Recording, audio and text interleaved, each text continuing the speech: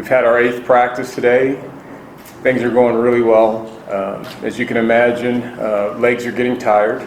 Right now we're at that point in camp, and that's the physical part of the camp where you get ready for a season.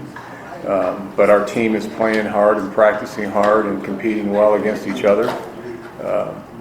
We feel like we're making progress, each and every day. Even today, we had a shorter practice. We're having a scrimmage tomorrow, but we had some really good work, competitive work against each other, and it was fun to see. Some guys are really starting to blossom and season into positions, and some young players are starting to maybe have a role with what we're doing, and so we're still got quite a ways to go. It's 8 of 25 practices before the first game. But I think the progress and things are starting to really, kind of hone in, so to speak. So we feel good about, the process of what we're doing. We're doing some really good things. I think the quarterback position is extremely competitive. I'm sure that's going to be a question with what that's all about. And that's been really nip and tuck between both Brendan and JT. Which is the way I like it, where those guys are really competing hard and they're having success, and it's going to make it a hard decision on us, which again, that's always hard on us, but I think they're great young players that get along well with each other and they push each other, and that's what I like. They have a great relationship off the field and they compete like on the field. So it's good to have that type of relationship within that group. And some couple young guys with Drew Carter and Jordan Wolverton. Those are the next two. So it's a good young group of quarterbacks. There's the oldest is a sophomore, and everyone else are freshmen. So it's a young group, and maybe that group can continue to grow and mature and do some really good things. And that's what our expectations are. When do you feel comfortable that you have enough time in naming the starting quarterback without mentioning who that is? When do you feel the timetable is for your team to get ready for September 3rd and the Bears? Do you have an idea of what day that'll be, or are you going to let this play out? We're going to let it play out a little further with the competition. We're going to have a big test tomorrow, which I think is important. Then we're going to have another test the following Saturday. So, I think with giving a couple of scrimmages under our belt, will give us a little better, maybe a better light as to what direction we should go. If I had to predict it right now, it's going to be really tough because they both have been like literally 1A and 1B. They both are playing really well. But we'll see if there's some separation. That's what we're trying to see. When the coaches are off the field and they're playing the game and they're managing the offense and making decisions and being efficient with what we're doing offensively. So those are the parameters that we want to see them play with when no one's in their ear. So, but I think it's going to be at least a couple more weeks. Last year, you're dealing with daily testing and all of the uncertainty day to day. Just how is the morale within your program different this preseason, from the coaching staff on down? The morale is shot through the roof because, we had to test every day at 5:15 in the morning, and we practiced. We had to wait for the results before we can actually step on the field and practice. So if you can imagine doing that every day of the season, that's a challenge for young people that are in school and they're working late at night to do projects or papers and all that stuff, but yet that was what was governed with what we had to do last year. And you've heard me say last year about that 2020 team. They were very resilient. That's one thing I was very proud of who they were in terms of how they handled everything, and they just listened to what we were telling them to do and went along with it. I think now in present day, with we've got about 95% of our team vaccinated right now. The goodness is that they're not testing, and the only ones that have to test are the ones that are still kind of in discovery about whether they want to pull the trigger or not. And so it's less than a handful of guys that have to test, during training camp, every other day or something like that, where everybody else that's been vaccinated doesn't have to test. So after a while, it gets pretty rewarding that, if you don't want to test, get yourself vaccinated.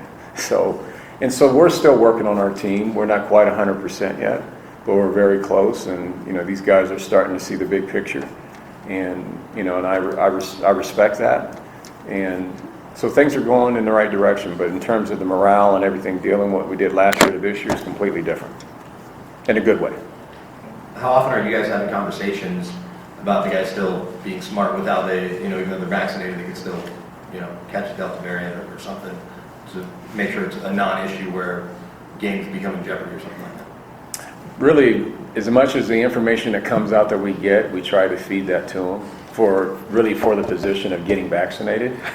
So we're still, pressing on those guys of understanding how the season could work. For example, we know that we're going to have to fly to go and play on the road, and some of our, our charter company that is supplying our travel, their whole airline company is vaccinated.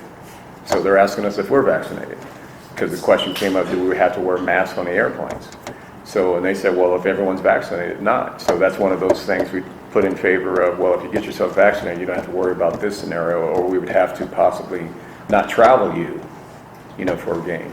So we're applying kind of not a direct pressure, but kind of indirect pressure to get the kids to understand, these are the outcomes if we don't get this thing to where it should be. And I think they're listening and they're understanding, what's going to be important for their decision. Brendan Lewis last season, how much did you see what he did in the Alamo as flashes in practice during the year? And how much have you seen a growth in him, just in the mental part of the game and really understanding the offense? Brendan's grown so much. I mean, he's, to come in the game, which was his first snap of a football game at the college level, was in the bowl game. Really in the heat of a competitive match. He came in my opinion, he exceeded my expectations. And sure, he did glimpses of those things in practice, but practice is practice, right? And when the lights are on and you're playing against someone you're not real familiar with and you haven't had many reps, in terms of your preparation, he stepped in and played like he belonged out there. He did. He had confidence, and he moved the football, he made plays with his legs, he made plays with his arm. I was really impressed by that. And I think for himself, it validated for him that, yes, I belong here. I can play at this level. I can, and even though he had minimal reps throughout the season, he came in and really was lights out. So he attacked the off season very confidently in his training, in his work, his preparation. He had good spring. He had a great summer. That's why we're in the situation we are, because he is very, very confident in what he can do. And more importantly than him having confidence, we have a lot of confidence in him too. So he's really night and day difference from where he was last fall. So much easier for athletes to transfer to another school through the transfer portal. That things have changed to benefit student athletes. But as a coach and as a coaching staff, does that put added pressure on you to make sure the players satisfied and happy being here?